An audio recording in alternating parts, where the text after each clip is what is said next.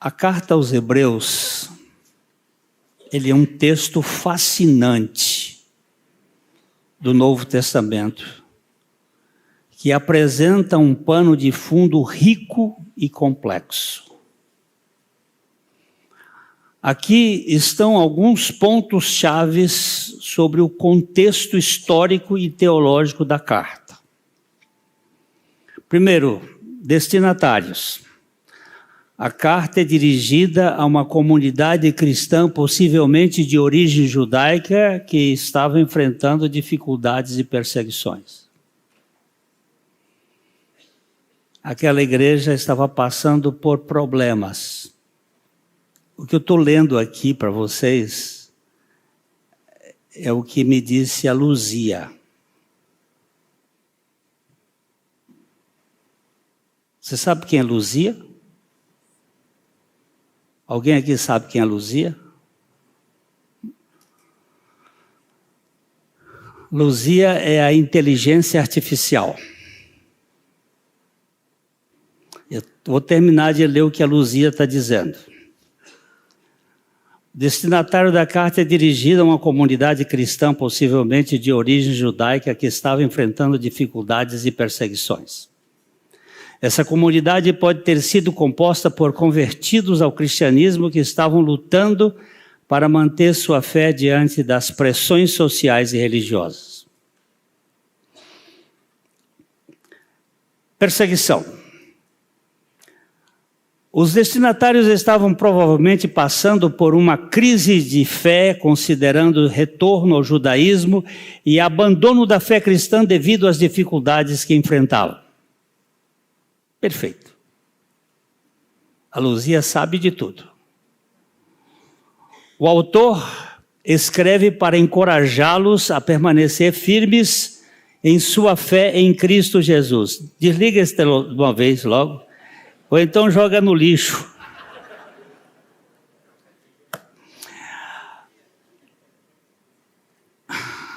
Comparação com o judaísmo. Um dos principais objetivos da carta é mostrar como Jesus é superior ao sistema religioso do Antigo Testamento, incluindo os sacerdotes, os sacrifícios e as práticas do culto judaico. O autor traça paralelos entre o Antigo Testamento e o Novo Testamento, argumentando que Jesus cumpre e supera essas tradições. A teologia cristológica. A carta enfatiza a divindade de Cristo, seu papel como sumo sacerdote. O autor discute a natureza de Jesus como Filho de Deus, destacando sua humanidade e sacrifício redentor. Essa ênfase é fundamental para entender como a nova aliança se estabelece em comparação com alianças anteriores.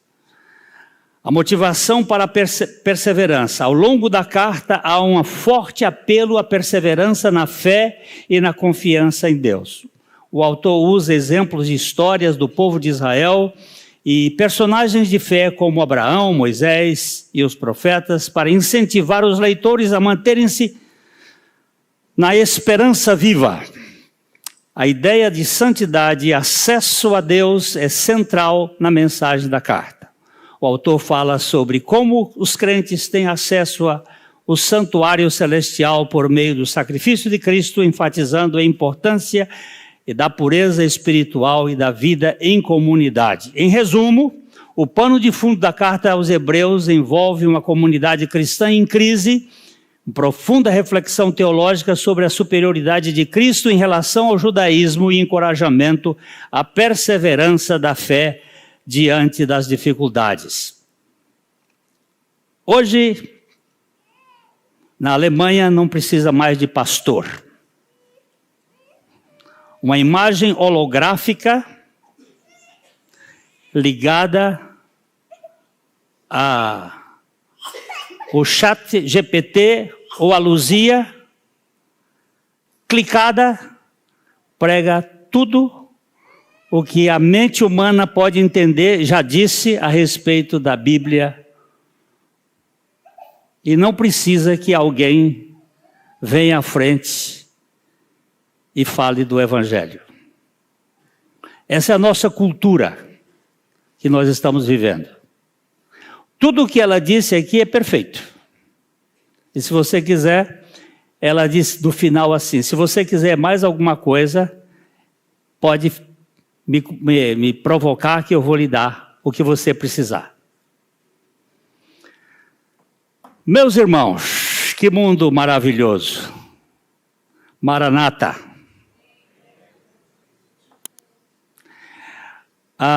Tem coisas muito boas no chat. Bom para pesquisa. Excelente. Bom para dar instruções. Muito bom. Mas nós vamos ter muito cuidado. Porque pode ficar muito artificial. Eu quero que você abra agora a sua Bíblia no Hebreus, sem chat, sem Luzia. Vamos abrir capítulo 9. Chegamos ao capítulo 9.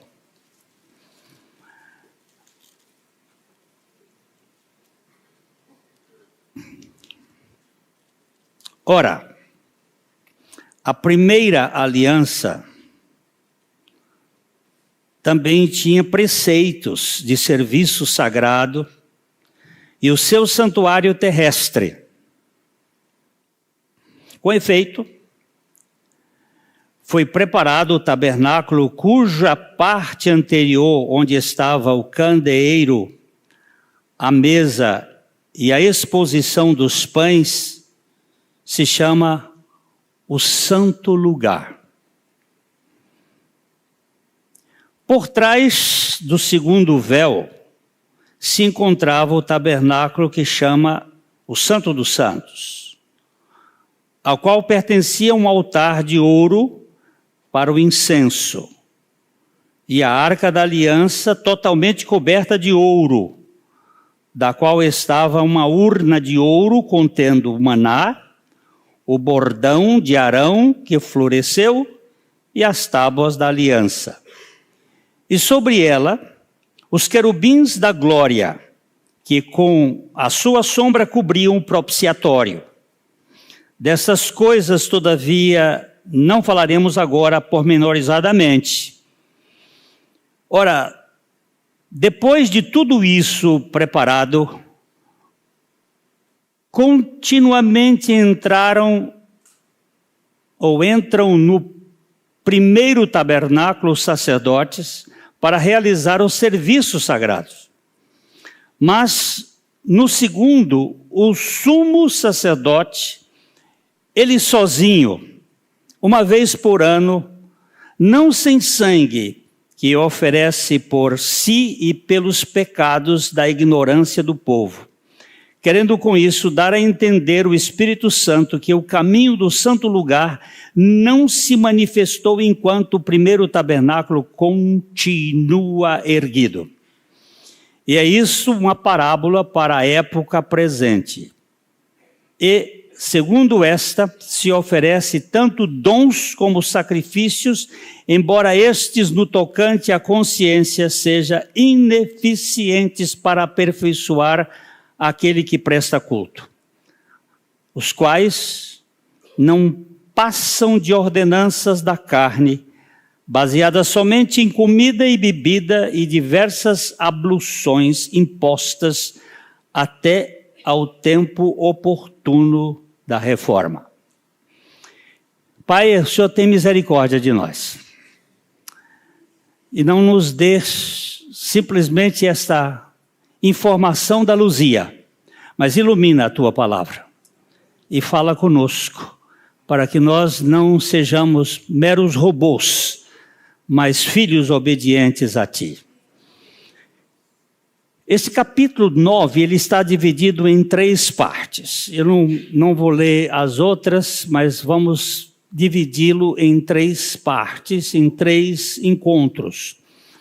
A primeira parte é essa que eu li aqui, do verso 1 ao verso 10, que ele fala de um santuário maior e melhor, não terrestre, e onde ele faz uma alusão ao tabernáculo e à sua estrutura.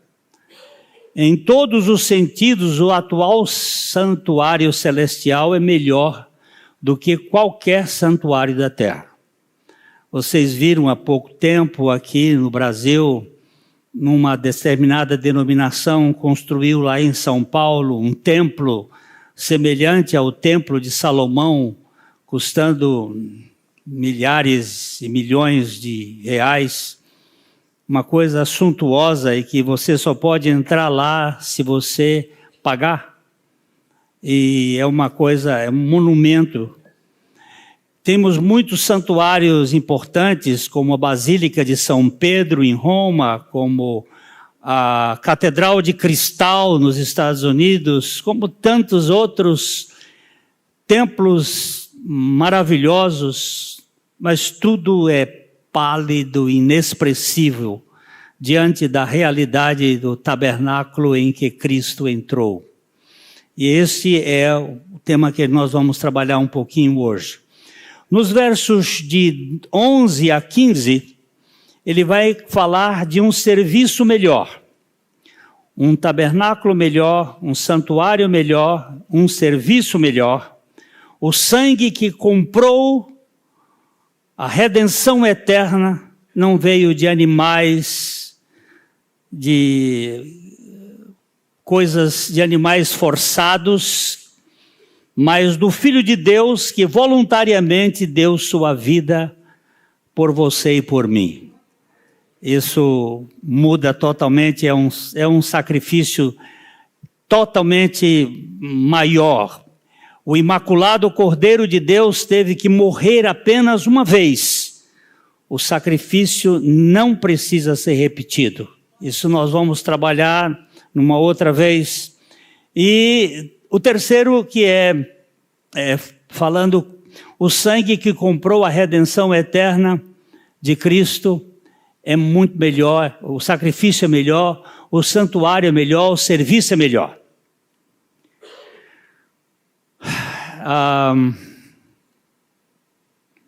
A oferta de Cristo é superior aos sacrifícios do Antigo Testamento. Do capítulo 9, 1 até o capítulo 10, 18, vai tratar disso. E nós vamos hoje ficar no santuário superior. Vamos voltar a ler o versículo 9:1, perdão. 9:1. Ele diz assim: ora, a primeira aliança também tinha preceitos e serviços sagrados e o seu santuário terrestre. No capítulo 8, versículo 3, o escritor aos Hebreus, ele diz assim: pois todo sumo sacerdote é constituído para oferecer tanto dons como sacrifícios. Por isso era necessário que também esse sumo sacerdote tivesse o que oferecer. E aqui, o escritor menciona o fato de que o sumo sacerdote tem algo a oferecer. Cristo tinha algo a oferecer. E para introduzir o assunto, ele faz uma rápida revisão do layout do tabernáculo e dos regulamentos para adoração. O verso 2 nos diz o seguinte, olha aí no verso 2. Com efeito, foi preparado o tabernáculo, cuja parte anterior, onde estavam o candeeiro, a mesa e a exposição dos pães, se chama Santo Lugar.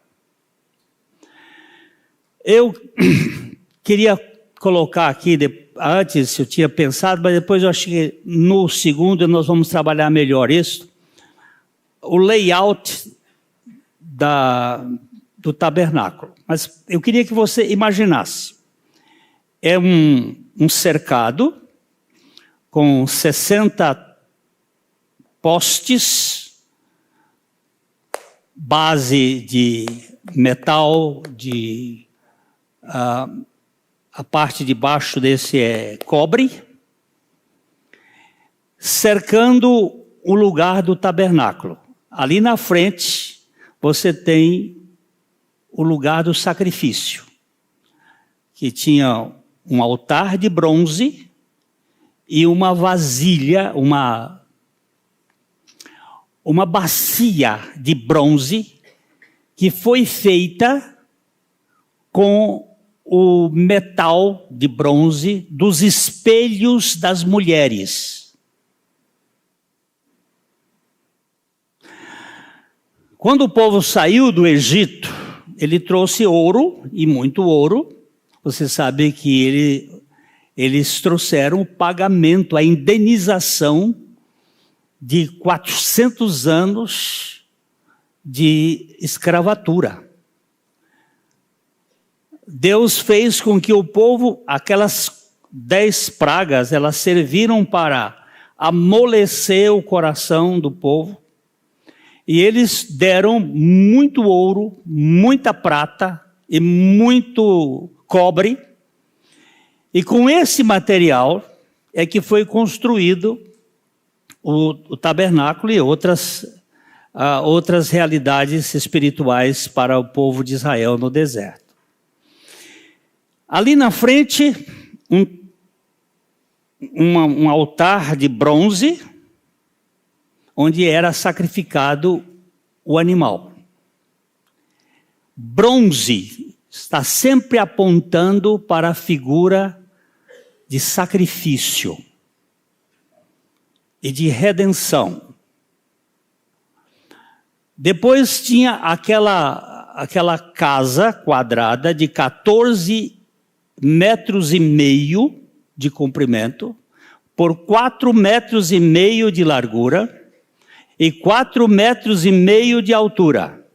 Isto, a gente faz a conversão dos... o termo bíblico é côvado. O côvado é a medida do braço. 46 centímetros. E ali, naquele local, era onde Deus habitava. Ou seja, onde Deus passeava, porque aquele local não era fixo. É a ideia da presença de Deus no meio do povo. E ele está descrevendo que esse tabernáculo, ele era feito com todo o esmero. Eu não vou descrever todos os aspectos dele. Ele tinha 5 postes de madeira de acácia, revestido embaixo de prata, e prata na cabeça e no pé. A prata agora é o preço da redenção, lá é cobre, aqui é prata, e dentro é ouro. Estão falando da obra de Cristo, sacrifício, preço pago, e Deus, ouro representando a divindade. E a madeira de acácia que representa a humanidade. Tudo aquilo com muito esmero feito para falar do sacrifício de Cristo. Aquelas tábuas, elas eram feitas de tal maneira que elas precisavam de 5 travessões para mantê-la de pé. Sendo 2 travessões do lado de fora, 2 travessões do lado de dentro e 1 travessão no meio. Quando você vai lá para o Novo Testamento, você vê o apóstolo Paulo diz que Deus chamou uns para apóstolos, evangelistas, profetas, pastores e mestres, para sustentar o tabernáculo. Nós tínhamos aquelas traves, e para sustentar a igreja, nós temos os apóstolos, que estão enfiados dentro das tábuas, que são invisíveis, 2 para dentro, sustentando para o lado de dentro, pastores e mestres, e 2 para o lado de fora, evangelistas e profetas, para a proclamação do evangelho. Tudo apontando para o projeto de Deus. Aquela figura toda é é cheia de detalhes. E ele estava dizendo que ali no santo local, você tinha 5 postes. Por que 5? Porque 5 é o número da graça. Para você entrar na santidade de Deus, você tem que ir pela graça. E para entrar no Santo dos Santos, são 4 postes. Por que 4? Porque os evangelhos são 4. A narrativa do evangelho, que vai mostrar que nós só podemos entrar por meio de Cristo Jesus. Não existe possibilidade. Todo aquele tabernáculo, ele era imponente, ele era significativo. O dia do Yom Kippur era um dia especial, e aqui o capítulo 9 vai descrever, de certo modo, o capítulo 16 de Levítico, que é o dia do Yom Kippur, quando o sumo sacerdote oferecia o sangue de um touro e levava 2 bodes e um carneiro. E vocês vão ler depois o capítulo 16 de Levíticos, porque ele tem tudo a ver com a obra da redenção. O que vai acontecer no Calvário um dia, quando Jesus leva para longe o pecado do seu povo, para nunca mais ser buscado. Ele está aqui explicando de modo muito rápido. Ele diz assim, ali no santo havia o tabernáculo, cuja parte anterior estava o candeeiro do lado direito da entrada, aliás, do lado esquerdo, ele ficava assim. Do outro lado, a mesa da propiciação, e na frente tem uma discussão que aqui, o altar de incenso, ele cita como se estivesse no Santíssimo Lugar. Mas isto é uma compreensão da língua grega que dá um pouco de dificuldade para mostrar que o turíbulo, aquele instrumento onde o sumo sacerdote levava o incenso, ele pegava no santo lugar e ele entrava com ele no Santíssimo Lugar, uma vez por ano. Então, deixa eu ver se eu consigo sintetizar aqui. Por trás do segundo véu se encontrava o tabernáculo que se chama Santo dos Santos, ao qual pertencia o altar de ouro. Ele está colocando o altar de ouro no Santíssimo Lugar. Mas o Santíssimo Lugar tinha a Arca da Aliança, onde estava a Arca da Aliança, coberta de ouro por dentro e por fora, na qual estava a urna de ouro contendo o maná, o bordão de ouro, o bordão de Arão que floresceu e as tábuas da aliança. E sobre ela os querubins da guarda com a sombra em cima daqueles móveis. Então deixa eu ver se 2 móveis estão na área de fora. O altar de bronze, onde havia o sacrifício. Depois a bacia de água para o sacerdote se limpar, porque ele não poderia entrar sujo no santo lugar. Depois ele entrava e tinha uma luz iluminando os pães, o pão da propiciação, que significava a presença de Deus. Todo sábado trocava o pão. 12 pães, representando as 12 tribos de Israel. Aquela luz estava iluminando ali, aquela luz não podia se apagar. Ela foi acesa um dia e eles mantinham essa luz acesa sempre. Vocês sabem que os 2 filhos de Arão, Nadab e Abiú, morreram fulminados porque eles trouxeram fogo estranho perante o Senhor. O que é fogo estranho? É fogo de fósforo. É fogo de esfregar um pau no outro. é fogo de papa-fogo que você cria, é fogo da sua alma, é fogo daquilo que nós realizamos, é fogo da humanidade. E o que é fogo de Deus? É aquilo que vem do céu, um curisco que desce do céu, é um raio que desce do céu, é uma forma de Deus ligar o céu à terra. Toda vez que você está trabalhando na base da sua carne, isso é fogo estranho. Isso não é o Espírito Santo.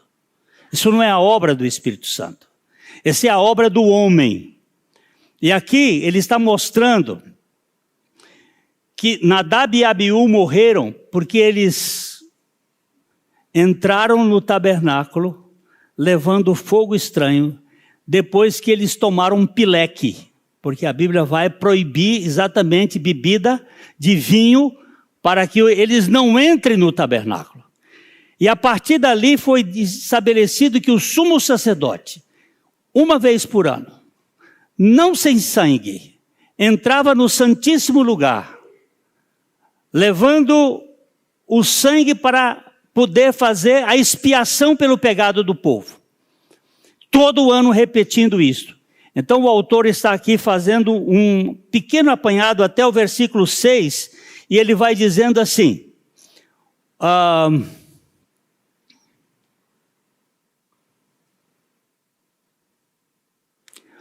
versículo 4, o qual pertencia ao altar de ouro para incenso, e aqui no versículo 5, e sobre ela os querubins da guarda. Sobre quê? Deixa eu terminar aqui. Eu tenho dois móveis lá fora, 3 móveis dentro do santo lugar. Quais são os móveis do santo lugar? Deixa eu ver se vocês estão lembrando. O candelabro, o pão, a mesa da propiciação e o altar de ouro, onde havia o incenso. E no santo lugar, o que é que tinha lá no santíssimo lugar? A Arca da Aliança.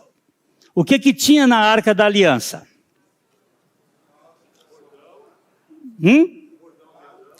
Tinha um pote do maná, a vara de Arão que floresceu para saber se qual era a tribo que ia cuidar da liderança do tabernáculo, e as tábuas da lei estavam ali dentro. E em cima da arca tinha o quê? O propiciatório. O que era o propiciatório? Era a tampa.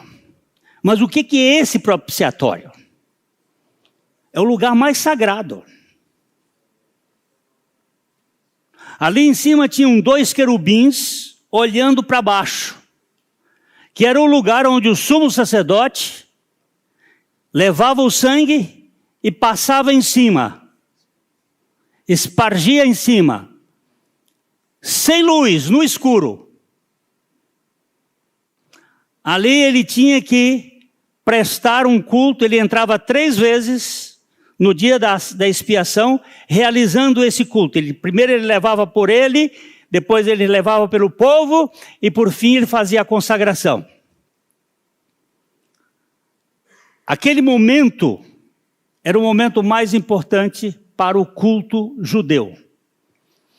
Só que a arca sumiu. Quando foi que a arca sumiu? Nós temos que pedir o Indiana Jones para nos ajudar. Quando foi que a arca sumiu? Lá na Babilônia, por volta do ano 606 antes de Cristo. Ela desaparece. O último profeta a mencionar a arca foi Jeremias. E ela desaparece. Mas será que essa arca desapareceu forever? E o povo de Israel reconstruiu o templo. E como é que eles faziam todo ano o culto do Yom Kippur, se não tinha arca? Eles entravam lá, o sumo sacerdote matava o bezerro, tirava o sangue, ia fazer o sacrifício por ele, pelo povo, entrava lá, passava onde o sangue? Onde ele passava o sangue? Cadê a arca? Do ano 445 a.C. até a morte de Jesus Cristo no Calvário,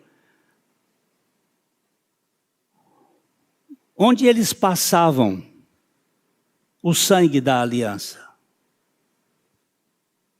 Me dá uma resposta. Se não tinha arca, onde eles passavam o sangue?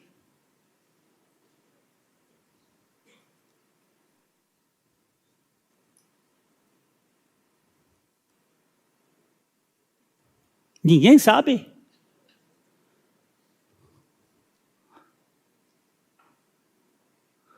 Era tudo culto falso. Era tudo fingimento. Era tudo hipocrisia. Não tinha arca.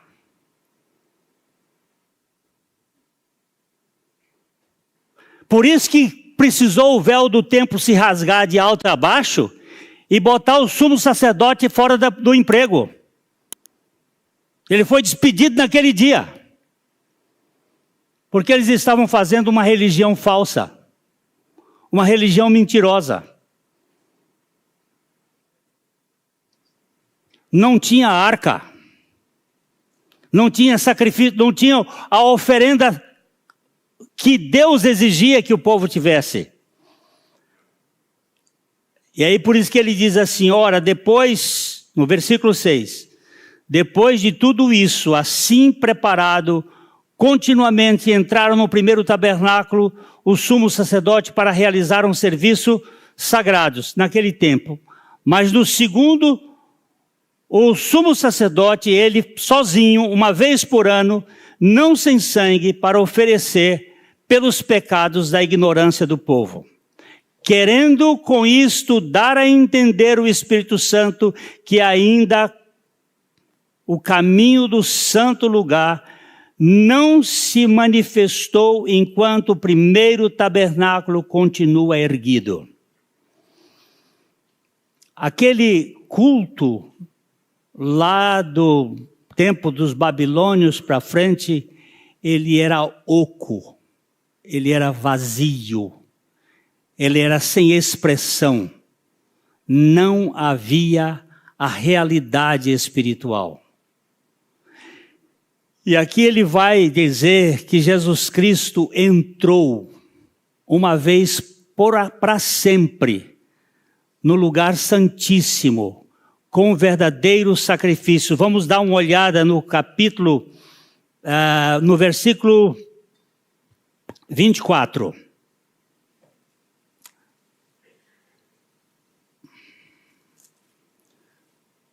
Porque Cristo não entrou em santuário feito por mãos, figura do verdadeiro, porém no mesmo céu, para comparecer agora por nós diante de Deus. O que ele está mostrando é que aquele culto perdeu a validade quando a arca desapareceu. Todo aquilo era um ritual sem valor, até que Jesus Cristo veio para realizar um culto eterno. Ele entrou no céu e permanece para sempre como nosso precursor. Hoje nós nos reunimos aqui. Isso é muito importante, mas isso aqui não é o lugar do nosso culto. O lugar do nosso culto é neste mundo onde nós estamos. Onde 2 ou 3 estiverem reunidos em meu nome, está uma igreja. A igreja de Jesus Cristo vive neste mundo, realizando um culto permanente. No versículo 10, Hebreus 9:10, nós temos assim: os quais não passam de ordenanças da carne baseadas somente em comidas e bebidas e diversas abluções impostas até o tempo oportuno da reforma. Todo aquele culto era coisas da carne, ordenanças, comida, bebida e diversas abluções impostas até o tempo da reforma. A partir de Jesus Cristo, nós hoje temos uma outra realidade espiritual. Eles estavam preocupados com aspectos externos, como alimentação, bebidas, limpeza, impureza externa, lavagens cerimoniais. Isso, do ponto de vista médico, é até muito bom. Sabe que o povo judeu foi o povo que menos teve problema de infecções na história da humanidade. Porque eles se lavam todas as vezes que chegam da rua, eles se limpam, isso é bom. Mas, cerimonialmente, isso não representava nada para a vida espiritual, porque é só por exterioridade. É só a coisa por fora. Não tinha vida espiritual. As ofertas diziam respeito ao povo que estava em um relacionamento de aliança, mas sem nenhuma vida espiritual. Foram projetadas para manter as pessoas em uma posição de pureza ritual para que pudessem adorar. Eles tinham nada a ver com a salvação e a purificação do pecado. É assim como a gente às vezes vem para a igreja com a roupa da missa. Roupinha bonitinha, limpinha. A gente vem com aquela roupa, com cheirosinha, mas lá dentro de casa já quebrou pau. Antes de chegar, aquilo na vida do cotidiano é uma vida confusa. Há uma brigaiada em casa, no meio das pessoas. Há uma sujeira interna lá no coração. E a gente acha que está tudo bonitinho, cheirosinho. Eu me perfumo para vir para a igreja. Hoje uma menina me deu um abraço e disse assim: pastor, o senhor está cheirosinho. E diz: tem algumas coisas que eu não posso mudar. A minha beleza eu não posso mudar, mas o meu cheiro eu mudo. É bom a gente ter isso. Mas isso, meus irmãos, isso não dá o sentido do que o culto em Cristo vai dar, que é a pureza não moral, mas espiritual. A pureza moral é do público, é externa, é para você ver. Hoje o pastor Maurício disse: há muita gente que fica aqui por fora, você está mostrando a sua performance, mas por dentro, você está lá no quarto, escondido, vendo a pornografia. Lá você está, e Deus está vendo ou não está vendo? Quando um rapaz aqui, há uns anos atrás, me pediu assim: pastor, eu não sei o que eu faço para vencer a pornografia. Eu disse: eu também não sei. Eu sei que Jesus Cristo fez, e Ele pode fazer. O que você e eu fazemos vai ser pífio. Mas eu queria que você convidasse, na sua maneira de ver, vai ver o filme pornográfico, diga: Senhor Jesus, eu sei que Tu estás presente em todo lugar. Vem assistir esse filme pornográfico comigo aqui. E ele me disse assim: o senhor está louco? Eu digo: mais louco está você, que está vendo, achando que está escondendo dele. Você está fazendo aí, nos escurinhos, achando que Deus não está vendo. Que história é essa? Onde foi que você viu isto? Hoje o pastor citou várias vezes: os olhos do Senhor estão sobre toda a terra, vendo os bons e os maus. Você está pensando que você engana Deus? Você está pensando que a pureza física vai dar alguma coisa de entrada no céu? Isso é bobagem.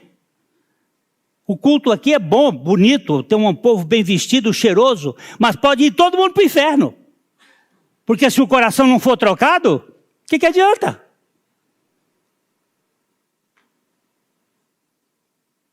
Eu já contei aqui para vocês da história. Aconteceu aqui no estado de São Paulo, uma família, o dono de uma empresa, ele estava na época de avivamento aqui, de renovação espiritual, não era avivamento, renovação espiritual, e ele envolveu-se com um sistema de renovação. Então ele tinha uma família, estava naquele tempo aí, 1970, cabelo grande de homem, a calça boca de sino. Parece que até eu conheci um pastor que andou por aí assim. Mini saia, e a coisa estava... E ele disse, olha, daqui em diante nós vamos ser santos. Aqui na minha casa todo mundo vai ser santo. E ele começou para o filho que gostava de correr, de carro, aquele barulho, vai mudar esse som desse carro, você vai tirar essa pantalona aí, essa calça de boca larga, e não vai... Parou isso. Aí a filha, pode baixar 1,5 palmo dessa saia. Não quero essas pernas de fora. E ele foi dando ordem, aquele santão, e foi para um, para outro. Chegou na vez da nora. E ele disse alguma coisa para a nora, e a nora disse, o senhor também vai se santificar. E ele disse, em que eu vou me santificar? Ele disse, eu sou a tesoureira da empresa, e o senhor faz o seu imposto de renda sonegando. O senhor não vai mais sonegar. Agora o negócio apertou. E ele virou e disse, já que vocês não querem se santificar, vivam a vida do jeito que vocês quiserem. Essa é a ideia que a gente tem da vida espiritual na base da exterioridade, da aparência. E o escritor vai dizendo que isso tudo é pífio, é fraco. Esses mandamentos, eles foram impostos até o tempo da reforma, quando a vinda de Cristo veio e trouxe uma nova realidade. Trouxe uma vida com autenticidade, onde nós, com cara desvendada, com cara descoberta, podemos entrar no Santo dos Santos e abrir o nosso peito. Se temos pecado, nós podemos confessar ao nosso Senhor e não fingir que estamos vivendo as 1000 maravilhas. Se temos alguma gratidão, nós podemos dizer, olha, tudo é teu, é por ti, é para ti, glória ao teu nome. É uma vida de autenticidade. Então, esse tabernáculo, ele apontava para uma realidade que veio e que perfeitamente satisfaz a nossa vida espiritual. Nós precisamos parar. Eu preciso parar com a ideia de que eu posso enganar Deus. Que eu posso fingir ser o que eu não sou.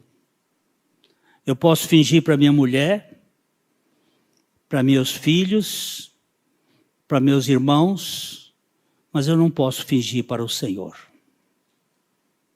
E porque eu não posso fingir para o Senhor, eu preciso dele, para ele rasgar o meu coração. Quando Davi rasgou a sua roupa de indignação, quando o profeta Natã disse para ele que ele era aquele adúltero que havia abusado da mulher do Urias, ele rasgou a roupa. Ele ficou indignado. Ele disse, digno de morte seja tal homem. Mas quando ele, no Salmo 51, ele rasga o coração, ele diz, em pecado eu fui concebido, minha mãe me concebeu. E ele rasga o coração e diz, cria em mim, ó Deus, um coração puro e renova de mim um espírito inabalável. Enquanto isso não acontecer conosco, o nosso culto é externo. O nosso tabernáculo é para aparência, não tem realidade espiritual. E que Deus, na sua infinita misericórdia, nos faça rasgar o nosso coração diante dele. Não é para apresentar. Eu estive numa reunião uma vez em que uma pessoa que era aqui da nossa igreja e que estava comigo, e lá houve um momento de confissão e tudo, ele chorava, ele rolava no chão, ele chorava. E depois, o que nós vimos no ano 2016, foi uma falsidade completa. Porque a gente pode fazer um fingimento de arrependimento com choro externo, mas o coração está igual a semente de um pêssego, duro, empedernido, falso. Então, diante do Senhor, você e eu, vamos dizer: Senhor, não permitas que eu viva da aparência. Não permita que eu viva dando satisfação às pessoas, mas que eu viva para a tua glória. Que eu viva de ti, por ti e para ti. E tu que conheces o profundo da minha alma, o escondido, traz tudo aquilo que está enferrujado lá dentro e mal usado, que seja para a tua glória. Meus irmãos, esse assunto é sério. A Luzia, alguém disse que esse nome Luzia vem de Lúcifer. Acho que não. Mas de qualquer modo é luz. É luz. Lúcifer vem de luz. Ele era um anjo de luz. Mas nós não precisamos de luz simplesmente para a nossa caminhada. Nós precisamos de luz para a nossa existência. E Jesus Cristo é a luz da vida. É a luz que ilumina não só os nossos passos, mas a nossa vida. E nós não podemos viver com nada oculto no nosso coração. Deus tenha misericórdia de mim e de cada um de vocês, para que nós vivamos na transparência, na alegria do Senhor. Ontem eu brinquei num casamento, nós estávamos participando de um casamento, eu nem sei quanto tempo foi hoje, mas eu brinquei com eles lá, uma piadinha que eu recebi, eu achei interessante, que diz o seguinte: quando é que os animais abrem os olhos? Diz que o bezerro abre os olhos na hora que nasce, ele começa a enxergar. O cordeirinho 2 horas depois. Bezerro, imediatamente depois que nasce, ele já abre o olho. Cordeirinho 2 horas depois. O gato, 6 dias, ele abre os olhos. O cachorro, 10 dias. E o homem, depois do casamento.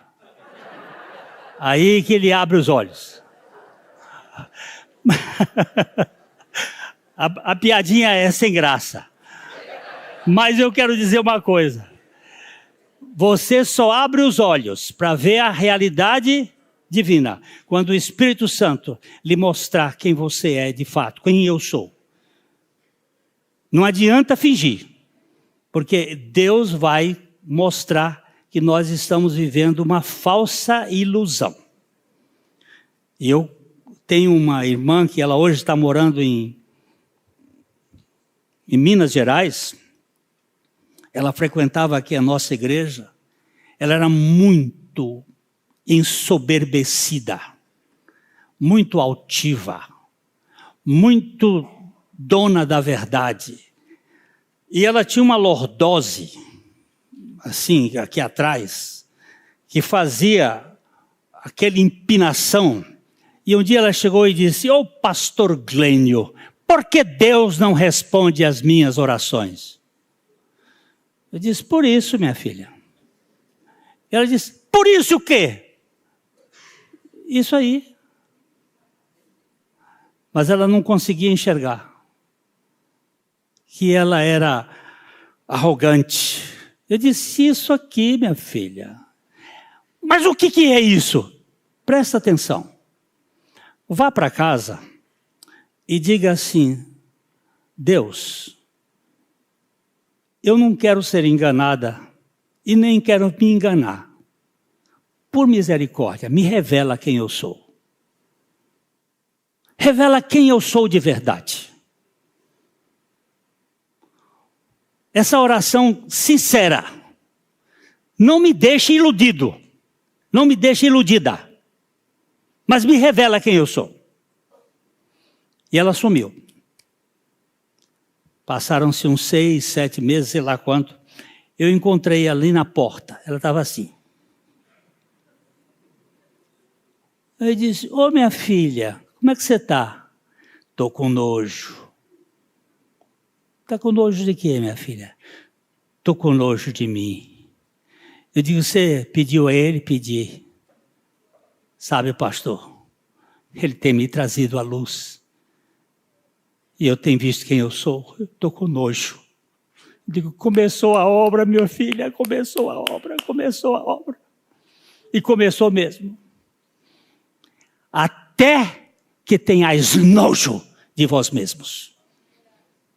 Ele vai dar um coração. Ele vai botar um espírito novo. Até que a gente possa dizer, Senhor, eu tenho nojo do que eu estou fazendo na minha casa. Com a minha esposa, com meus filhos, com meu marido. Eu tenho nojo dessa vida hipócrita. Dá-me um coração que eu possa ter prazer no Senhor, alegria no Senhor e viver para a glória do Senhor. Se você quiser sair desse caminho, pode ter certeza que Deus vai lhe responder. Com toda certeza. E você vai viver na transparência. Viver para a glória dEle. E para a alegria de quem passa por perto. Ele faz isso.